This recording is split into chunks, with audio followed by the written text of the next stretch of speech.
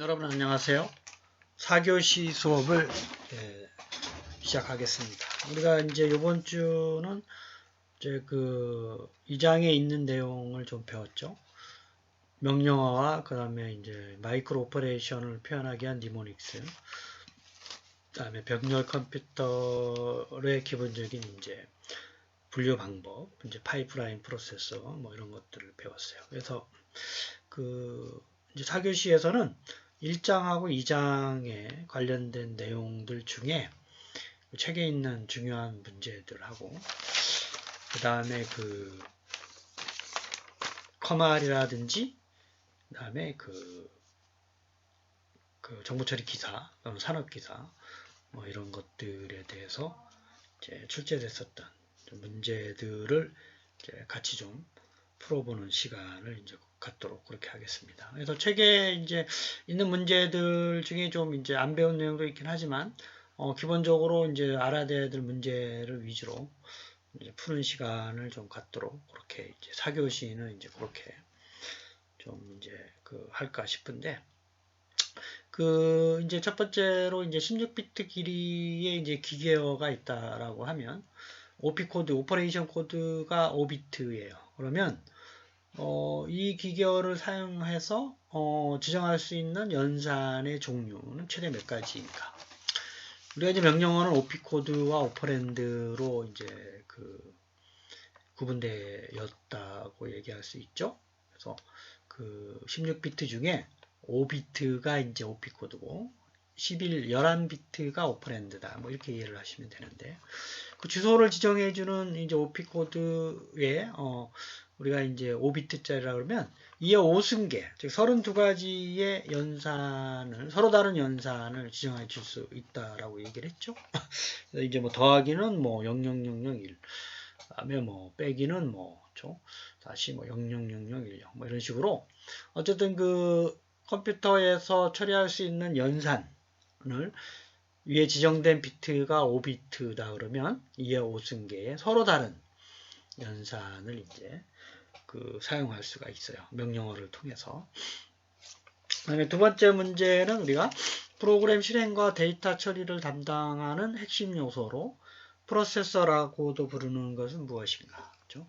기사 시험에 이제 나왔었던 문제인데, 이제 우리가 중앙 처리 장치라고 하죠. 마이크로 프로세서. 그래서 CPU, Central Processing Unit.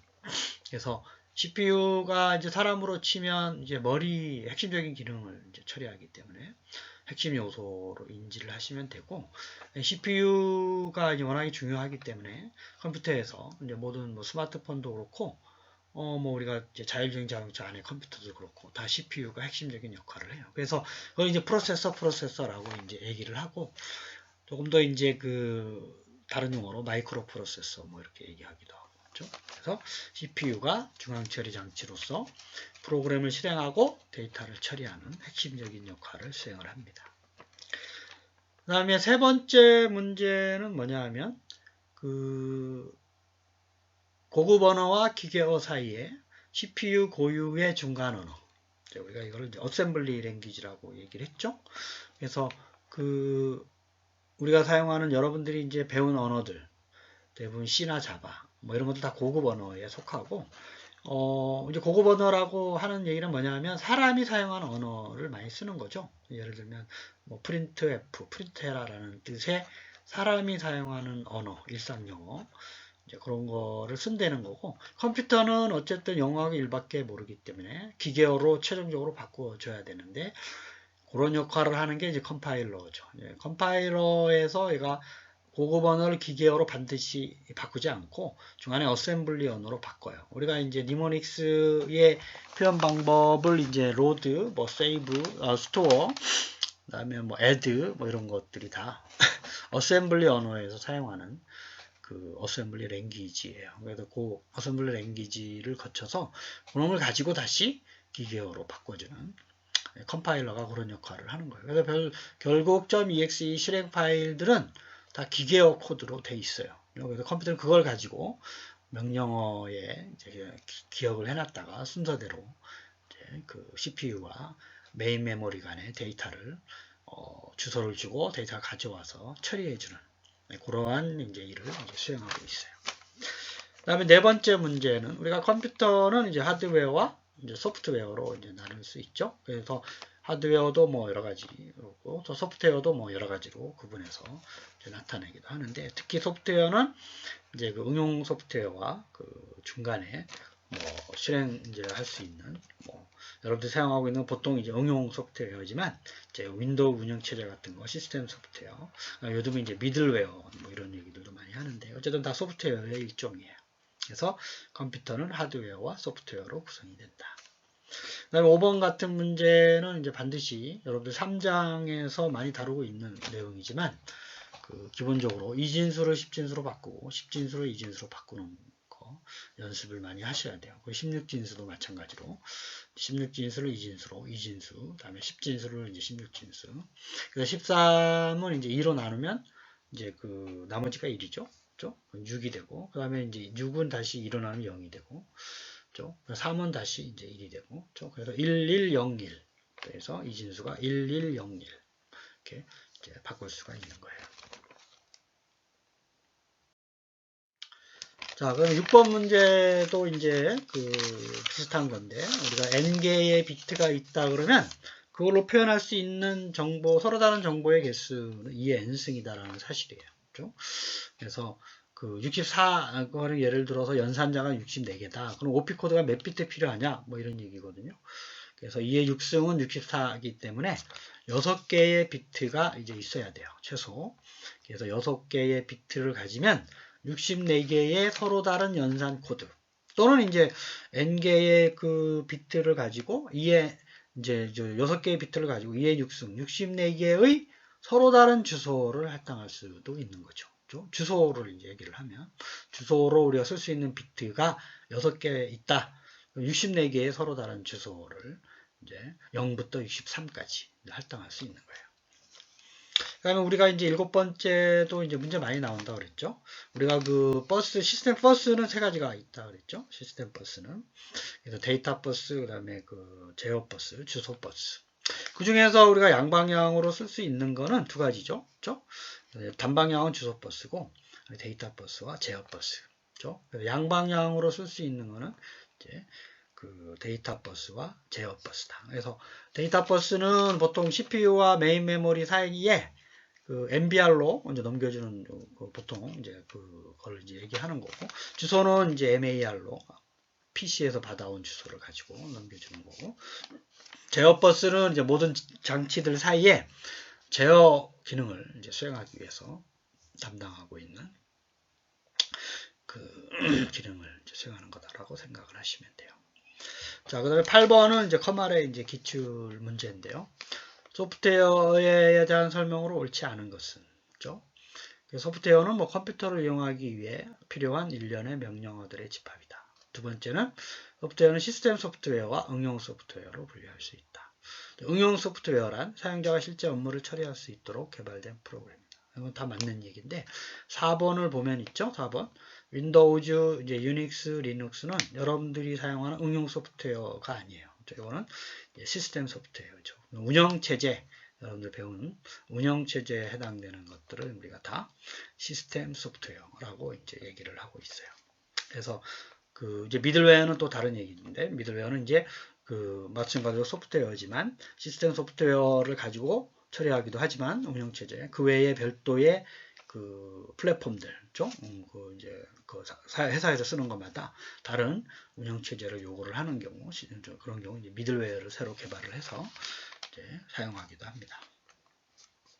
자, 9번 문제는 우리가 비트, 바이트, 그 다음에 워드, 그 다음에 뭐, 그 다음에 파일, 그 다음에 레코드 다음에 파일, 그 다음에 데이터베이스, 뭐 이런 거 있죠.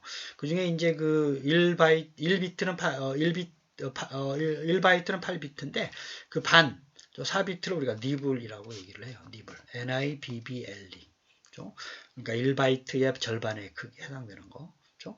그래서 1바이트는 8비트라는 것도 여러분 반드시 알아두시고, 4비트를 이제 우리가 다시 니블이라는 단위를 써서 또 이제 표현을 하기도 합니다. 그 다음에 10번 문제는 우리가 명령어 중에 그 메이저 사이클에 대한 설명이죠. 그래서 우리가 네 가지 주요한 메이저 사이클, 이제 별도의 어떠한 사이클로 들어가는 서브 사이클의 요인이 없다 그러면 항상 패치 이스큐트, 명령을 가져오고 수행하고, 뭐 이런 단계를 거치다가 간접 주소 방식의 명령어를 가져와야 된다. 그러면 인다이렉트 사이클로 가져와서 다시 익스큐트 하는 거죠. 그 다음에 마지막으로 네 번째가 인터럽트, 시스템에 의한 인터럽트 동작이 수행이 될 때 인터럽트를 사이클을 가서 다시 패치 사이클로 다시 실행하는 뭐 이러한 동작을 이제 하는 거예요. 그래서 4번 같은 경우는 이제 컨트롤이라는 서브 사이클은 없죠. 이거는 제어 장치에서 항상 수행하는 기능이기 때문에 제어 장치의 사이클에 해당되는 건 아니고요. 네 가지 사이클, 다시 한번 말씀드리지만 패치, 실행, 인다이렉트, 인터럽트, 요거를 우리가 명령어의 메이저 사이클, 네 가지의 메이저라는 게 중요하다 뭐 이런 뜻이에요. 그래서 중요한 명령어 사이클이다 이렇게 생각을 하시고 이제 외우셔야 되죠. 이거를 그렇죠? 네 가지 사이클을 반드시 외우셔야 돼요. 명령어에 우리 이제 커마라든지 기사에 많이 출제되는 이제 문제이기 때문에 우리 반드시 외우셔서 우리가 그림 있죠?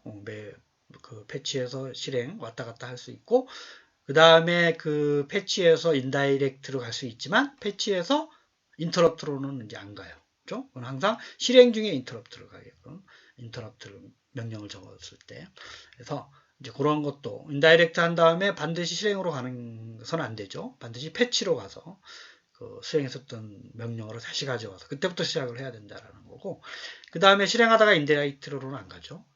패치에서 인다이렉트를 가는 거예요. 그래서 주소를 먼저 가져와서 간접 주소에 있는 데이터를 가서 그놈에 있는 데이터를 가져와야 되지 실행하는 도중에 간접 주소 방법으로는 절대로 가지 않아요.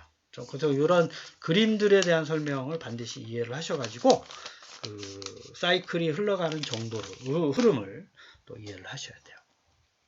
그래서 이제 문제를 가능한 한 좀 많이 풀어보는 시간을 좀 갖도록 할 텐데 여러분들이 컴마이라든지 기사는 제가 늘 강조하지만 중요하다고 했죠. 그래서 4년 동안 특히 이제 벌써 3학년이기 때문에 이제 기사 준비를 해야 되지만 어쨌든 시간이 지금 커말이 없는 학생들은 우선적으로 커말을 좀 준비하시고 커말을 이미 딴 학생들은 요 기사를 책을 얼른 구입하셔서 완전히 작년보다 이제 출제 하는 기준이 많이 바뀌었기 때문에 새로 공부를 많이 좀 하셔야 돼요. 그렇죠? 그래서 지금 코로나 때문에 이제 기사 시험이 이제 시작을 안 했는데 어쨌든 안정화가 되면 기사 시험을 다시 수행할 걸로 저는 생각을 하기 때문에 여러분들이 반드시 미리미리 좀 준비하시면 많은 도움을 될 거예요. 그래서 여기서 출제되는 문제들은 대부분 기출 문제이기 때문에 이건 중요하고 가장 핵심적인 내용이기 때문에 이거를 위주로 또 공부하면서 반복적으로 좀 이제 문제를 좀 풀어보는 시간을 갖도록 그렇게 하기 바라겠어요. 사교지 수업을 마치고 한 주간도 건강하고 행복한 시간 보내세요. 감사합니다.